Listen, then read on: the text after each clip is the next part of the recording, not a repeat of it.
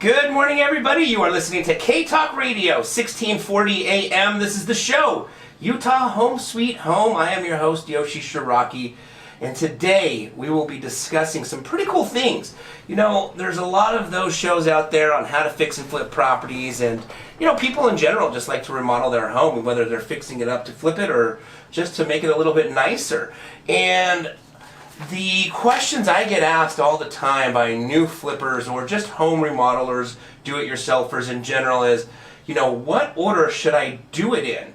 The paint, the windows, the kitchen counters, you know, what's the best order to go through so that you're not messing up something that you've already done? And so I've got a list here that I put together, and we're going to go through the step-by-step of remodeling a home. Basically, what's best to do first. So we're going to do this as a fix and flip. So because that's what I do. I fix and flip houses, and so this is kind of a list here of the first things that I will do when I purchase a flip property and getting ready to go in there to do some remodeling. Now, if you're not flipping a house and you're just going to remodel your own home, then, you know, a lot of this information applies and you can relate to it, but some of the steps will already be done because you already live in it and you already own it.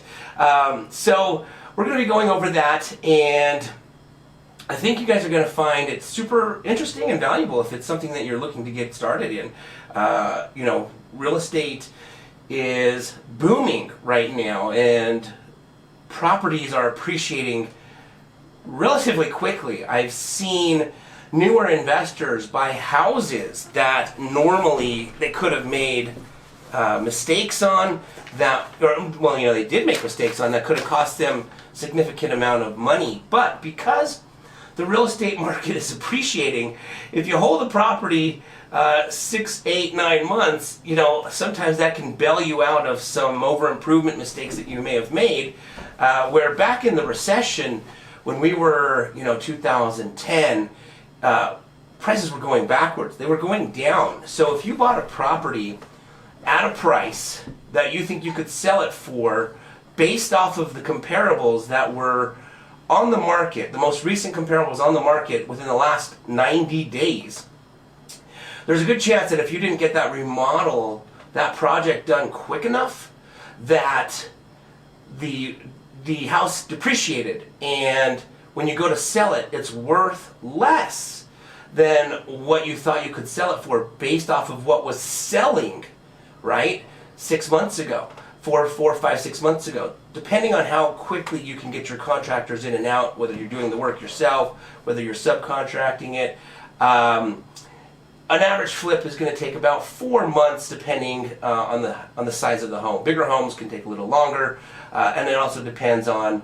how much work you're going to do to the house. Whether you're going to do a full-blown remodel, gut everything, start from scratch, tear down walls, start with a brand new space, or you're going to just do a light remodel. You know, you always hear just the good old paint and carpet, which does a lot. It definitely improves a lot of properties. Good old paint and carpet can change the appearance of a lot of homes. And so depending on what you're going to do to the home, your average flip in general can take about 4 months. A little longer, a little less, of course, just depending on what you do. So if you weren't efficient with orchestrating and organizing your remodeling steps, then in a downturn, you might not be fast enough to remodel the home to get it sold at the profit you were thinking of. And in some cases, you know, you could even lose.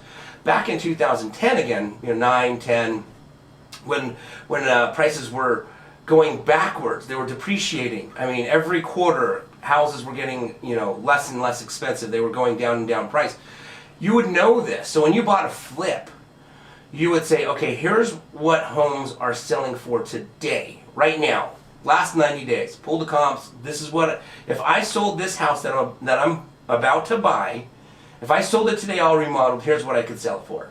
But because I'm about to buy it and I haven't bought it yet, I'm under contract, then I'm about 4 months out from making it look spectacular. With the properties going down, one of the things that we would do is we would look at the amount that the prices were going down every quarter and try and guesstimate how much they would be going down in the next 4 months when we would be expecting to have this remodeling done. So then we would take that number that was selling today and deduct approximately what we thought it would be worth in 4 months, because we knew prices were going down, and guesstimate what we would get for the property in that lower value, and then once we purchase the property, try and remodel it as quickly as possible to see if we could actually beat our guesstimated time and maybe come out with a little bit more profit than we thought. But you definitely were in a race against time because houses were going backwards. Now, since 2012, we're in 2020, for the last 8 years, houses have been going up. So you didn't have to, now, as of right now, things could change, who knows, in the next 3, 6, 12, 24 months, it could change. But as of right now, prices are going up, which is a lot easier to begin fixing and flipping and starting to experiment. This is a more forgiving market to make mistakes, because if you do make a mistake, then, like I said before, the property prices are going up. So that mistake might have cost you $3,000, but because you hold the property 4, 5, 6 months, it's appreciated that amount or more, in many cases, depending on the neighborhood, or more. And so you now end up with more profit. Or if you keep to budget, which is very rare, but if you do keep to budget or stay very close to budget, and you pulled comps that what you thought you could sell it for the day you bought it, but now it's appreciated, several $1,000s higher, now you actually just made more money than you originally thought, which is always a good feeling, right? It's always better to be conservative on your analysis, and then if you do get a better margin, that's just a bonus. But don't count on the better margin is, my rule of thumb. Right now, we can expect that in the near future, prices are probably, and I say probably because no one knows for sure, going to go up. But knowing that, I could definitely say, well, I could pay a little more for this house because by the time we fix and flip it, and if we hold it for 6 months, prices are going to go up a little bit, and I should be okay. That's probably not a good way to do it. You want to be conservative with the analysis, find a property. There's so many opportunities out there. I know there's a lot of competition because the market's so hot, but there's also so many opportunities out there that if you can be patient and find the one that works, not the one that you have to kind of like make work. They say don't make a property work. Just if it works, it works. If it doesn't work, don't necessarily make it work if it means to compromise your potential profit, right? Like you're going to sacrifice a little profit because you think you can cut corners on the remodeling and spend less money, or you think the value of the real estate market's going to go up. That's a dangerous rule of thumb to play by. Find one that works now based off of your analysis now. Sometimes you have to be creative and make it work creatively, but you're not sacrificing your profit, right? So you're going to find something that works today, and then if the market still goes up, then that's great. That's just a bonus appreciation, bonus profit, and that's a better rule of thumb to live by, especially with anticipation from many that we're due for a correction, which typically means prices are going to plateau or maybe even go down. A lot of people are not speculating it's going to go down like it did in 2007, 8, 9, where it's just going to go plummeting. But people do anticipate a correction.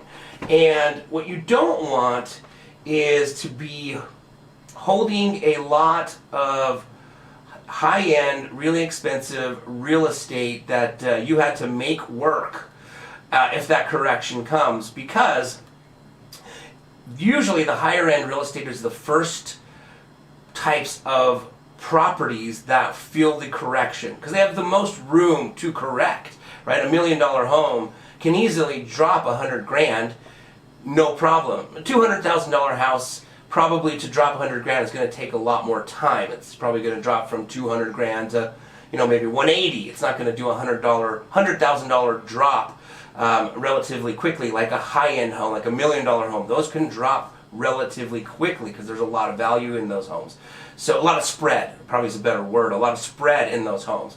So I literally know investors that had, during the last boom, 2006, they were, 2007, they were, their model, their specialty was fixing and flipping high-end $1 million homes. And they were, during the boom, making a really good profit, really good profit margin on these houses.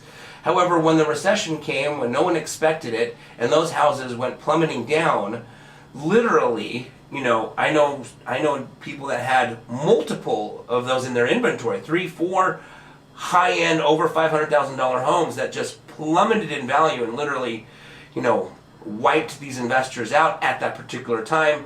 They had to come back, of course, during the next real estate cycle, but it was a very dangerous game to play. Unfortunately, not a lot of people knew that was going to happen back then, but when it did, it took a lot of people out. And so we don't want to definitely be making properties work just because we think the prices are going to go up. Yeah, they may go up, but if they don't, it's a safer, more conservative play to make sure the deal just works based off of the deal today and not the anticipated appreciation. Okay, so we're going to take a quick commercial break. I'm going to share an example of what I mean by creative. Sometimes we have to get creative to make the deal work, but we don't want to compromise the profit to make it work, if that makes sense. I'm going to go through an example when we get back here from commercial break. We're also, like I said, going to be discussing the step-by-steps of remodeling a home. So do not go away. We will be right back.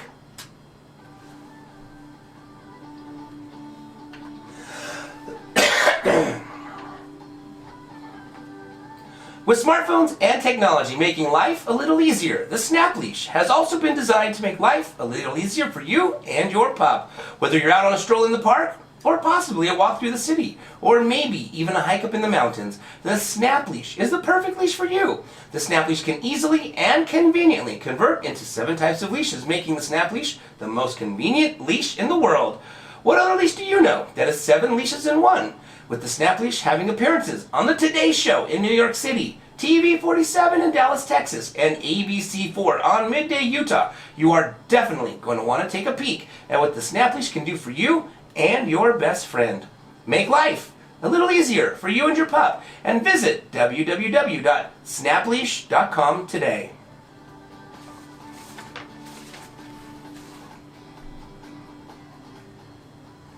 Alright guys, we are back. You are listening to K-Talk Radio, 1640 AM. I'm your host, Yoshi Shiraki. This is the show, Utah Home Sweet Home. Alright, and today we are discussing renovation steps on a fix and flip property. But before I dive into that, I wanted to share an example. We were talking earlier, the smart model is to be conservative on a deal that you're going to purchase to fix and flip. Because the reality is, if you buy a fix and flip, here's what happens. If you try to make a property work and the market corrects, and then you have to, and you're not able to sell this property for what you think, you become a unwanted landlord for that particular home. Now, there's actually a really smart model. I have a couple friends that will buy fix and flips, and they buy the fix and flip. They analyze it first as a fix and flip, and if the property still works as a rental, because they want to have a plan B in case the market corrects and they cannot liquidate this property, then they purchase the property. So they have 2 backup plans. They have a plan A and a plan B, and if the property doesn't meet both plan A and plan B, they will pass on it and do what's called wholesaling. They'll wholesale that flip because it could be a really good flip, but they just are more conservative and want to have both plan A and plan B in place. And if plan B isn't something that can be figured out in the analysis, they'll just wholesale the property for a nice little profit and not take the risk of fixing and flipping that property. And then somebody else like myself will buy it and fix it and flip it based off of just the fact that it works as a fix and flip. But there were a lot of people during the last recession that became, unwanted landlords. They ended up buying these properties, they went to fix them, they went to flip them, they couldn't sell it for a profit, so they didn't want to take a loss, so they just held the property thinking I'll just hold it until the value goes back up. And long and behold, back in 2007, 8, 9, 10, 11, I mean, it went down for quite a while, so a lot of these people held properties for quite some time, or back then a lot of them even got foreclosed on, which obviously is no fun. So again, just wanting to be conservative on your analysis when you fix and flip, and again, this market that we're in right now is far more flexible, far more forgiving with the market going up. So you are allowed to make some mistakes, and then if the property appreciates, you are saved by the appreciated market. But again, keep those analyses conservative. So an example that I'd like to share when I say you can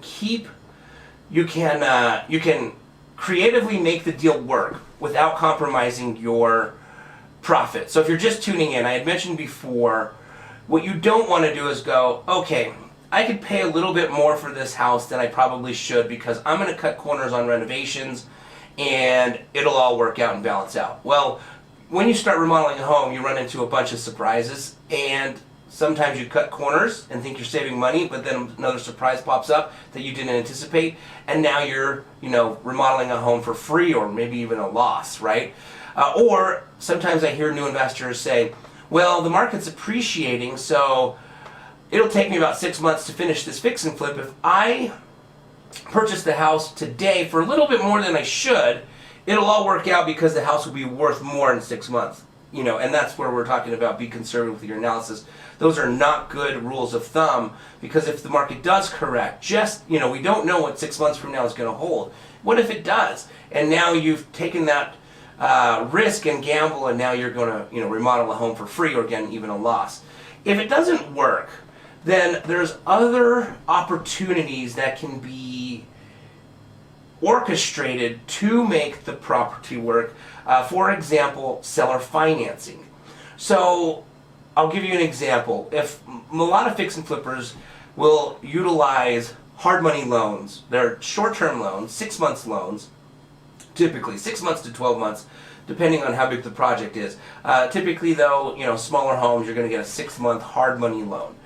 And hard money loans are pretty expensive, anywhere from about 12% and 2 points to 15% and 4 points, and even higher, right? But I would say 12% and 2 points, up to 15% and 4 points is pretty normal from what I see a lot of investors utilizing. The more seasoned investors tend to get 12 and 2. Because they have better relationships, they're a lower risk investor to loan to versus the guy who's fixing and flipping his very first house. He's probably going to get a loan closer to 15% and 4 points because he's a higher risk. He's never done it before. 2, where if you're seasoned, you start to even get even lower percentage because you develop these relationships. Private money starts becoming more and more available, but and private money typically is going to be cheaper than hard money. So 12 and 2 though, up to 15 and 4 is pretty normal for fix and flippers. And when you calculate 12%, 15% on a purchase price that you're going to hold for, let's say, 4 to 6 months, it becomes pretty expensive, right? That's a big chunk of cash that you're forking over every single month, depending on how your hard money loan is structured. It might be every single month, or you might just pay all of the hard money loan chunk at the end. There's 2 types. There's definitely more than 2 types, but typically there's 2 scenarios that play out. You're either going to have a hard money lender that says, I want monthly payments. So, for example, 12%, let's keep the math easy. 12%, since there's 12 months in a year, will translate to 1% a month. So if you purchase a home that you're going to fix and flip and you buy it at $300,000, okay, and you're going to purchase it at $300,000 and you're going to sell it for a higher price, the hard money loan at 1% on $300,000 is $3,000 a month. So if you held that property for 6 months, that's $18,000 a month in monthly payments. That's not even the 2 points that we're talking about in our example. 2 points, 1 point represents a percentage, so another 3,000. So 2 points would be 6 more thousand, right? Each point is 1%, and 1% of 300,000 is 3,000. So now we basically have $24,000 in hard money cost at the end of 6 months. You're either going to take that out at the end of the flip. Some hard money lenders will say, you can pay me that $24,000 or whatever it is, if you hold the property. That's why you want to, remodel as quickly as possible. The shorter you hold the loan, the cheaper it is as far as financing costs. The longer you hold it, the more expensive it becomes. So let's just assume you kept it for the full 6 months. That's $24,000. So your profit better be more than $24,000 that you calculated, because right there alone in hard money cost, your profit would be gone if that's all you were going to make. So some hard money lenders will say, listen, when you sell the house at the end, don't worry about paying me monthly payments. We'll just take the $24,000 off the proceeds. That's my preferred, type of hard money loan. I don't want to make monthly payments if I don't have to. And it just gets taken out at closing, right? But then there's some hard money lenders, and these might be hard money lenders that are loaning more to like newer investors that are higher risk. They're going to want to see skin in the game consistently throughout the month. So they might say, 12%, 2 points. The 2 points are up front, so I need $6,000 right now, and we're going to, at closing, and we're going to charge you $3,000 a month mortgage payment for the next 6 months that you have to make every month, so that your skin is, basically in the game. And they're going to be paid throughout the transaction versus at the end of the transaction, right? So if we can, in our analysis, figure out how to minimize that $24,000, that's a way to creatively make the deal work, right? I'm not banking on the market appreciating. I'm not banking that I can cut corners on the renovation to cut down costs, because I can't bank on either of those. I don't know what the future is going to predict in the appreciating market. It might not appreciate, and I don't know what kind of surprises I'm going to find in the house until we start digging into the remodeling. But I can creatively minimize that $24,000 by lessening that amount that I'm going to have to pay to a hard money lender if I can get the seller to seller finance me the property for, let's say, 6 months. So rather than getting a 6-month hard money loan, I'll ask the seller to do a seller finance 6 months transaction. And basically you're sharing with the seller, listen, I have to go out and get a loan to buy your house, and then from there I'm going to go ahead and remodel it. However, these loans are kind of expensive, and I'd rather pay the money to you so you can make a little extra money. So, meaning, I will pay you the price that we agreed on, that I'm going to pay you, but I'll also pay you a little extra if you're willing to keep your loan in place for the next 6 months while I remodel the house. And basically their mortgage payment, hopefully, depending on how long they've had it, is significantly less than $3,000 a month, right? If this is an old grandma house, the house might even be free and clear. There might not even be a mortgage, at which point you could negotiate, listen, I'll give you an extra $700 a month, or $500 a month, or $1,000 a month. It's just extra if you're willing to let me sell or finance your property during the 6-month period while I'm renovating it. So if you can, let's just say even at $1,000 a month, you share with the seller, this person inherited grandma's house, there's no mortgage on it, and you say, listen, I can get you $6,000 extra dollars. You just have to get it in increments of $1,000 a month for the next 6 months if you're willing to seller finance me or owner finance me the property. And that $6,000 at the end of the day is significantly less than the $24,000 you would have had to pay to a hard money lender. That's what I mean about getting creative with how you structure the deal on things you can control, like control the financing. You can control the financing. And so if you can do that, then that's how a lot of investors will take a deal. You'll see these investors, a lot of new investors, fix and flippers that have not been in the game long, go through a property, they'll analyze the deal, and it doesn't work, and then they walk away. And then, Mr. Randall Wall, who is my mentor, my broker, one of the greatest fix and flippers I've ever known, will follow up behind that investor and buy the house. And then the first investor's going, how the heck did Randall buy the house? There was no spread, there was no room. Well, they didn't know how to get creative on structuring the deal in a way that it could still work.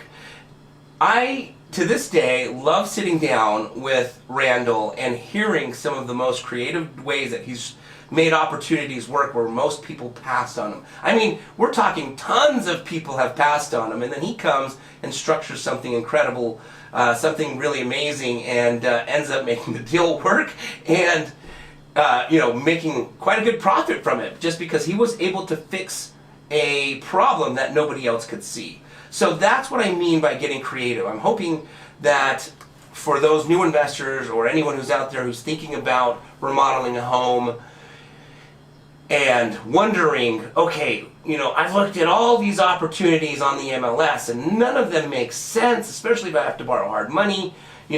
Start thinking creatively, start thinking out of the box. Maybe you don't get a hard money loan. Maybe you ask the sellers to seller finance. Maybe they do have a mortgage. The example we spoke about just a second ago was the house is free and clear, but let's just say that there is a $1,700, let's keep math easy, $1,500 mortgage payment on the property. And you just ask the seller, listen, would you be willing to leave that mortgage in place for 6 months while I remodel this, and I will make that $1,500 a month payment so you don't have to. That $1,500 a month is still 50% of the $3,000 a month example we were using. It's still significantly less, right? So basically, you sometimes have to think out of the box, creatively come up with a different opportunity that can present itself to make the deal work. All right, so it's time for another commercial break. We are going to come back and start diving into the remodeling steps. So, without further ado, it's time for commercial.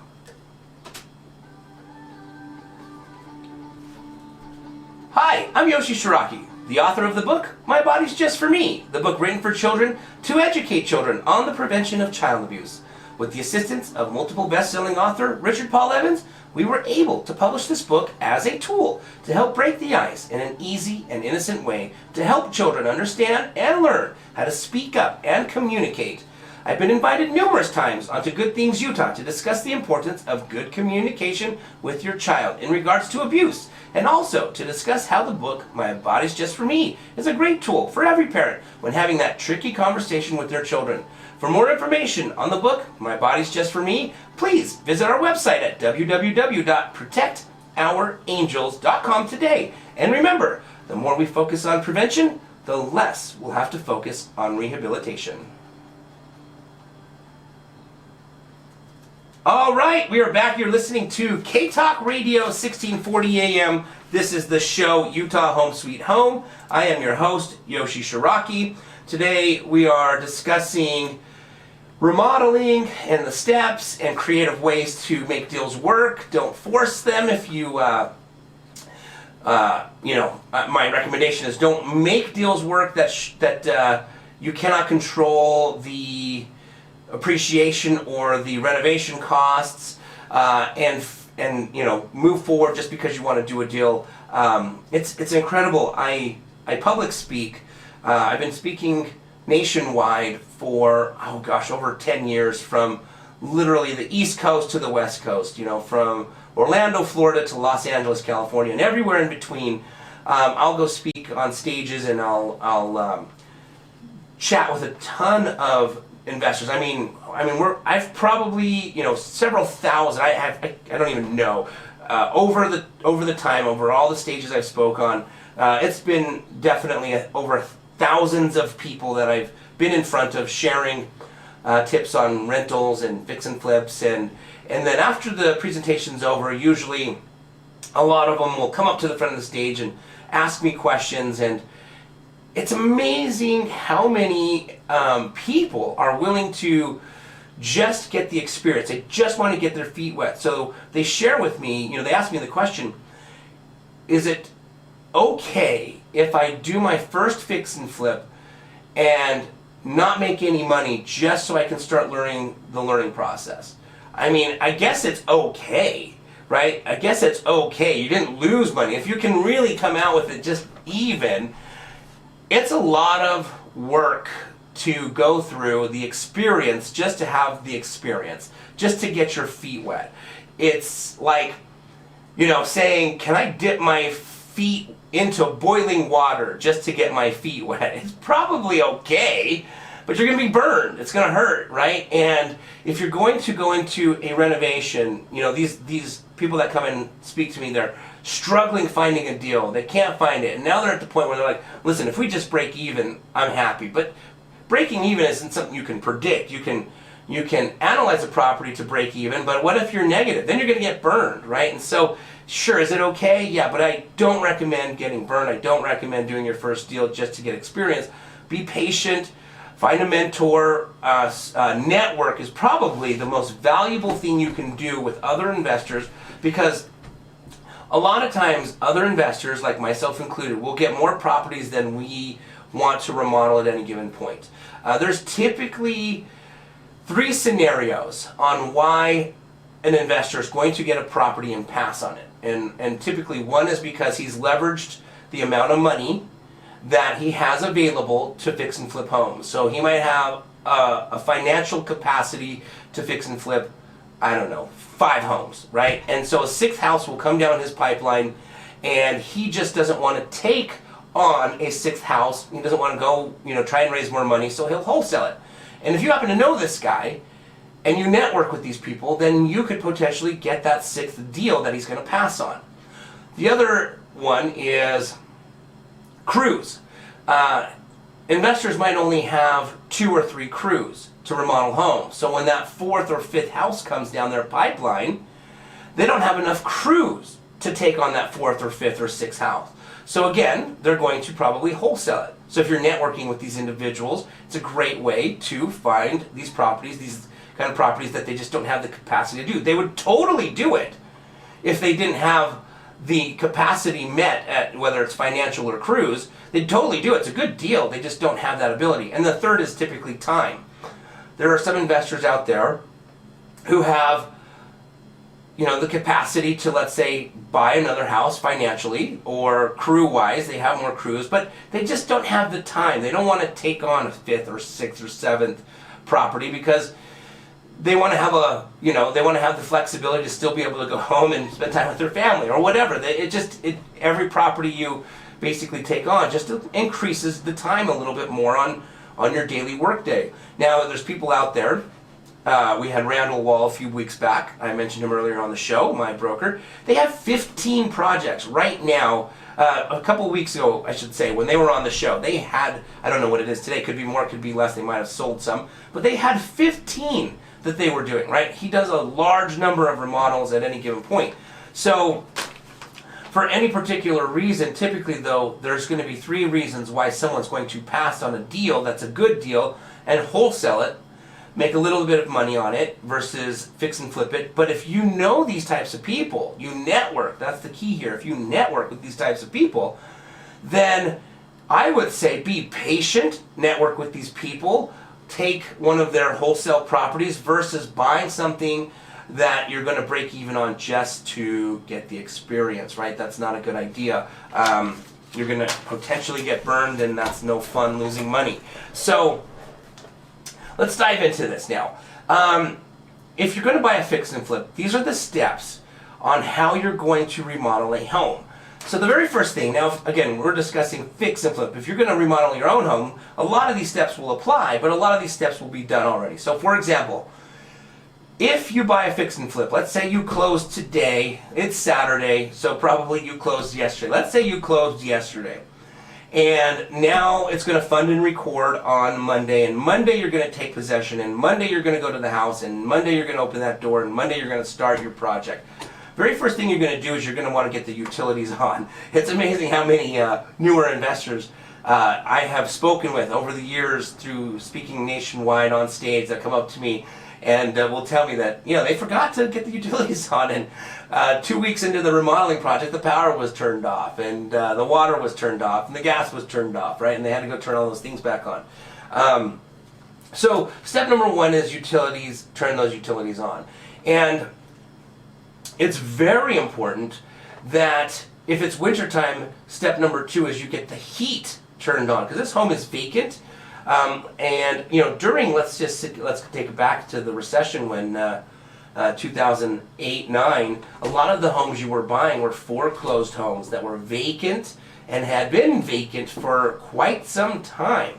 And I remember going to see these houses, and it was a nice sunny winter, January, December day, and it was, beautiful outside with the sun. I mean, it was cold, but the sun was, beaming on you, so it felt kind of good to be out in the front yard, and you're looking at the house, deciding what you're going to do. You're looking at the roof, deciding what you're going to do, and then you open the front door and you walk in, and it's an ice box in there, freezing. I mean, more cold than it is outside, because the heat hadn't been turned on. They winterized the property to avoid, hopefully the pipes not bursting or breaking. But the house was an ice box. It just was so cold. You'd end up zipping your coat on or putting a coat on as you walked in the front door versus when you were outside. And so if it's wintertime, you definitely want to protect that investment and make sure the pipes don't burst. So, step number 2 is get the water turned on. If it's summer, you're going to want to start getting the lawn watered. Now, some of the homes you're going to buy, depending on where they are, may or may not already have a sprinkler system. And if they don't, you're going to, I typically, over the years, I've collected tons and tons of hoses. I'll buy a house, and we'll go to fix and flip it, and the owner, for whatever reason, just leaves the hose behind. It's not, I guess, that important. And so I will take these hoses, and basically what I do is I will distribute the hoses to my different flips, and then we buy those, self-attached hose sprinkler thingy. And I'll just tell my contractors, hey, when you're there remodeling the home, would you mind just turning on the hose and let's water the lawn? Because obviously if it's summer and that lawn doesn't get watered because it doesn't have a sprinkler system, the grass is going to die. It's going to become really yellow.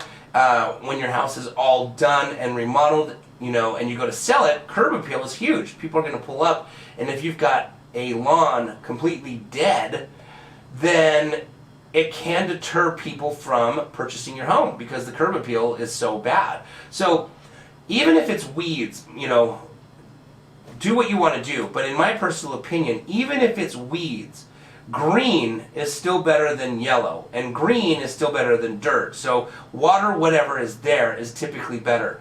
Now I also I have a buddy. I don't know how many times he's done it, but he's at least done it once in a scenario where he told me a story where he purchased the property, they watered the yard, the lawn just didn't get very green, so they painted, basically. Somebody came with a big spray gun, and they spray painted the grass green.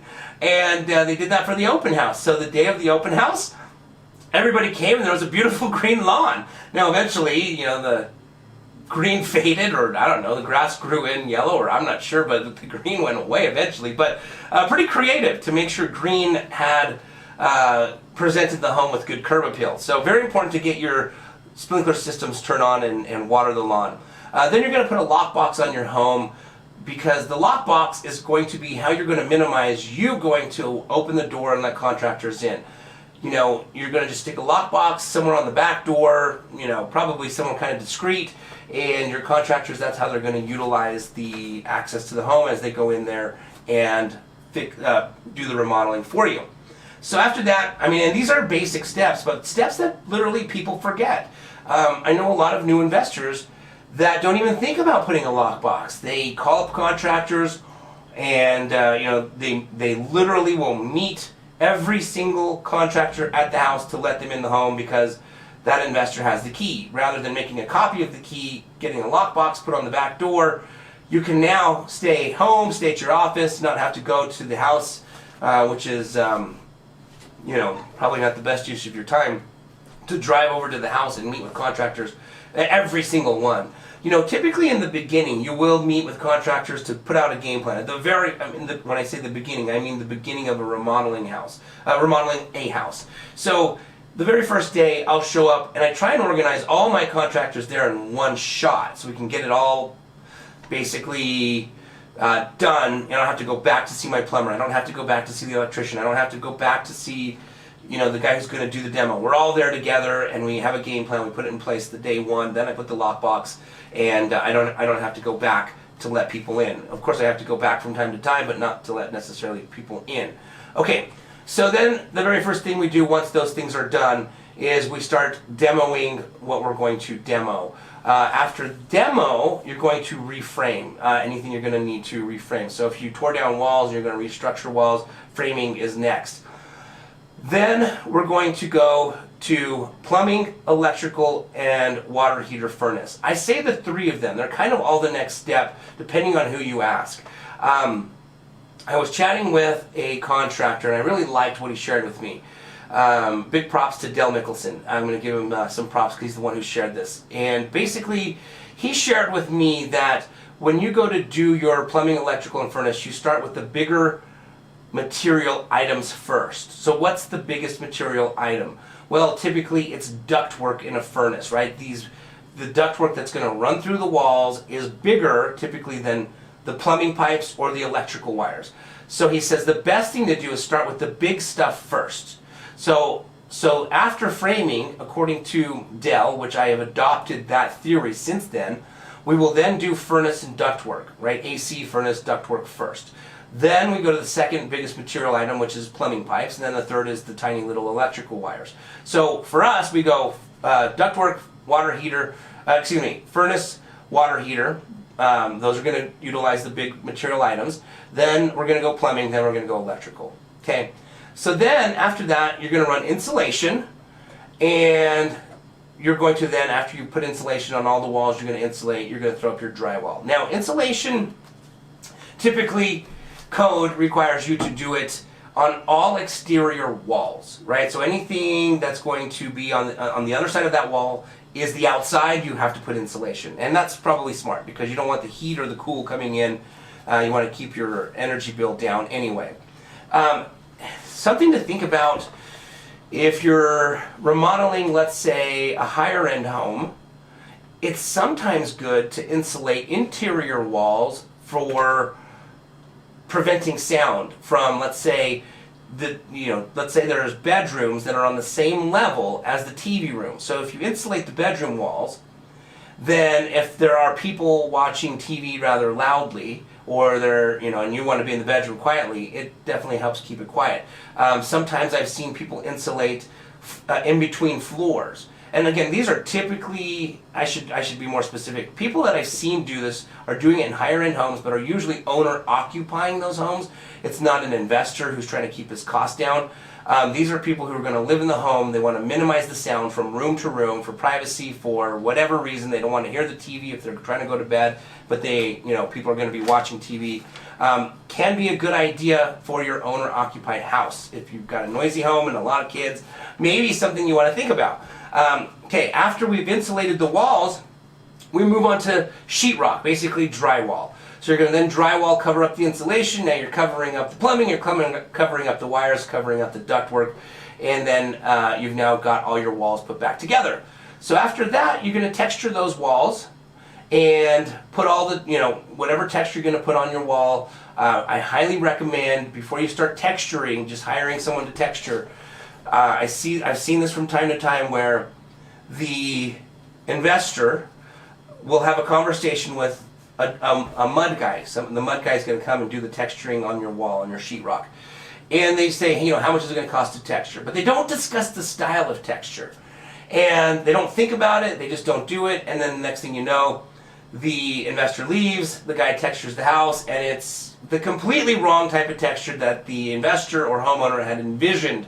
My recommendation is Google texturing ideas, and show the individual who's going to be doing your texturing. It's a huge burden if somebody textures your whole house and it's the wrong texture. I've seen it before. Thankfully that was not a nightmare story for me, but I know a buddy who I'm literally chuckling because the texture was, wow, I've never seen any texture like this in my life. I don't know if the guy who did the texture thought it was very creative and it was inspired, in some artistic way, but when my friend showed up, and then I actually went to see the house at another time, we could not stop laughing because it was the most unique texturing I've ever seen. Let's use that word, unique.